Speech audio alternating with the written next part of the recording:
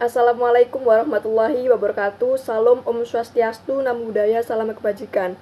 Perkenalkan, nama saya Novia Putri Ramadhani dengan NIM akhir 068 dari Prodi Sistem Informasi Fakultas Teknik Universitas Trunojoyo Madura. Di sini saya akan menjelaskan keterampilan interpersonal atau interpersonal skill.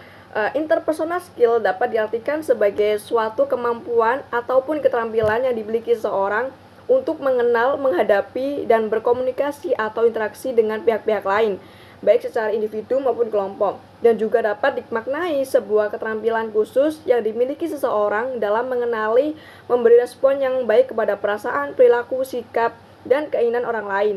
Intinya, keterampilan personal adalah kemampuan yang membangun hubungan harmonisasi dengan orang-orang yang di sekitar kita. Kemudian saya akan menjelaskan keterampilan interpersonal di tempat kerja. Apa sih keterampilan interpersonal di tempat kerja? Yaitu kemampuan untuk berkomunikasi, berinteraksi, serta memahami orang lain di tempat kerja. Kemudian, apa pentingnya keterampilan personal di tempat kerja? Yaitu mampu membuat kita dapat bekerjasama dengan orang lain, entah itu rekan kerja, atau dengan klien, atau dengan atasan. Apa sih manfaatnya ketika kita memiliki keterampilan interpersonal di tempat kerja? Yaitu yang pertama, kita mampu berkomunikasi dengan efektif. Kemudian, peluang untuk kita lebih luas, meningkatkan kredibilitas atau kepuasan dari pelanggan atau klien. Kemudian, membina hubungan pribadi yang terjalin dengan baik, meningkatkan akan terjadinya atau terciptanya kepercayaan, mampu menjadikan kesempatan untuk kita menjadi pemimpin yang efektif, dan mampu mengembangkan sikap empati kepada orang lain. Kemudian saya akan menjelaskan bagaimana yang dimaksud dengan sikap positif di tempat kerja. Nah, memiliki sikap positif pada dalam diri akan membuat kita menjadi lebih berenergi dalam melakukan suatu pekerjaan. Sikap positif di tempat kerja ini seperti kita ramah kepada orang, suka menyapa dan tersenyum kepada teman-teman kerja kita, sopan dan saling menghargai suatu pendapat yang berbeda, itu akan membuat seseorang itu suka kepada kita. Kemudian jika ingin membicarakan suatu permasalahan atau problematika atau diskusi dengan orang, itu orang akan nyaman terhadap kita, karena jika ingin berbicara kepada kita atau ingin mendekatkan dirinya kepada kita, mereka itu tidak merasa takut atau minder jika kita memberikan rasa atau memberikan energi yang positif kepada mereka. Kemudian sikap positif ini bersifat menular. Berpikir positif memiliki banyak manfaat dalam setiap aktivitas yang kita lakukan. Tidak hanya hal pribadi, namun dalam pekerjaan, jika kita berpikir dan memberikan hal-hal positif, itu akan menghasilkan hal-hal positif juga dalam diri kita. Nah, ada banyak hal yang kita lakukan sebagai bentuk sikap positif di pekerjaan, seperti memotivasi diri kita untuk selalu mendapatkan tujuan atas apa yang kita capai dan selalu menjadi lebih baik.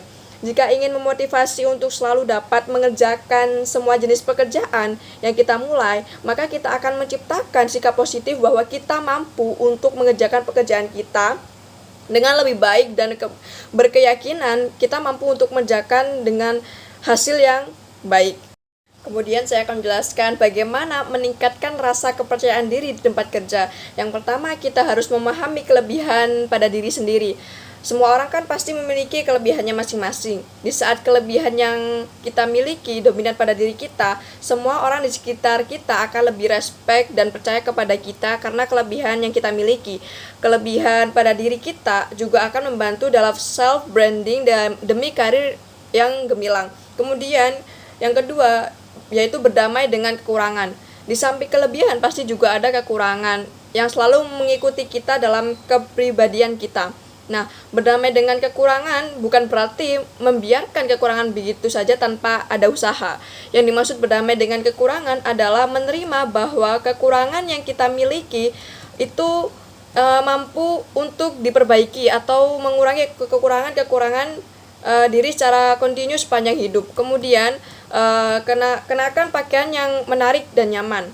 Ada pepatah yang mengatakan bahwa pakaian mempengaruhi kondisi psikologi seseorang. Meskipun tidak langsung terkait dengan kemampuan, pakaian yang menarik akan mempengaruhi citra diri seseorang di depan publik.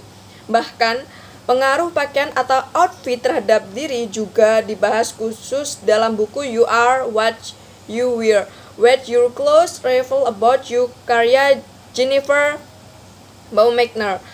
Tidak perlu mengenakan pakaian yang mahal dan bermerek, cukup kenakan pakaian yang baik, sopan, dan enak dipandang gitu. Kemudian berbicara secara positif. Untuk berbicara dengan positif, pikiran tentang bagaimana kita akan membujuk atau memotivasi orang lain. Bicara positif bukan berarti selalu berbicara dengan mengabaikan kondisi di sekitar kita. Idealnya pembicaraan yang positif mengandung mencari solusi atau hasil evaluasi mandiri. Ada juga dapat meminta bantuan rekan kerja yang sering berinteraksi untuk menilai seberapa jauh kinerja dan pencapaian diri. Kemudian menantang diri sendiri secara bertahap, seperti menantang dengan cara efektif bagi kita yang ingin meningkatkan kemampuan dan rasa kepercayaan. Lakukan semua secara bertahap dengan tekad yang kuat. Saat kita berhasil melalui tantangan yang terasa sulit, kita telah berhasil menguasai hal baru dan menambah rasa kepercayaan kepada kemampuan diri kita. Dan kemudian yang terakhir, bagaimana jika kita mendapati teman yang introvert yang sangat tertutup di tempat kerja. Seorang introvert sering membutuhkan waktu menyendiri untuk memulihkan energi setelah berada di lingkungan sosial. Biasanya seorang introvert akan menarik energi dari sebuah refleksi yang tenang pada atas dirinya. Nah, banyak yang menyangka seorang introvert adalah seorang yang tertutup atau kurang bergaul, padahal itu bukan bagian dari sifat introvert. Seperti dilansir oleh Headline, orang introvert juga senang bersosialisasi meskipun dalam kadar yang kecil dan terbatas. Ada tips nih untuk berkomunikasi dengan tim kerja yang seorang introvert. Yang pertama itu kita harus mengenali ciri kepribadiannya. Seorang introvert juga kecenderungan senang dengan pekerjaan-pekerjaan individu yang tidak membutuhkan banyak interaksi sosial dengan keramaian atau banyak orang. Setelah mendapatkan tugas, seseorang introvert mengambil posisi mengerjakan sendiri untuk kemudian baru disampaikan sebagai sebuah ide yang bisa dilakukan atau hasil dari sebuah pekerjaannya. Kemudian ada merespon berdasarkan pemikiran. Seorang introvert tidak menyukai komunikasi dimulai dengan basa-basi atau sambil lalu aja, bercerita tanpa tujuan dan arah. Kenapa bisa begitu? Karena menurut seorang introvert, hal itu akan melelahkan serta tidak penting dan juga membosankan. Jadi perlu teknik tersendiri jika mengajak orang introvert berkomunikasi, karena orang-orang introvert lebih suka obrolan yang berkualitas dan bermakna. Kemudian saat bekerja, seorang introvert itu lebih menyukai bekerja sendiri jika diminta menyampaikan ide mendadak saat meeting atau dalam pertemuan. Biasanya seorang introvert akan kesulitan kecuali jika sebelumnya sudah disampaikan bahwa dia harus menyiapkan ide atau gagasan untuk meeting berikutnya. Sang introvert ini juga akan menyiapkannya. Dalam hal komunikasi, dia lebih menyukai seseorang secara tertulis daripada lisan, dan biasanya bukan seorang tipe micromanager. Nah, itu penjelasan semuanya tentang keterampilan interpersonal dan keterampilan interpersonal di tempat kerja.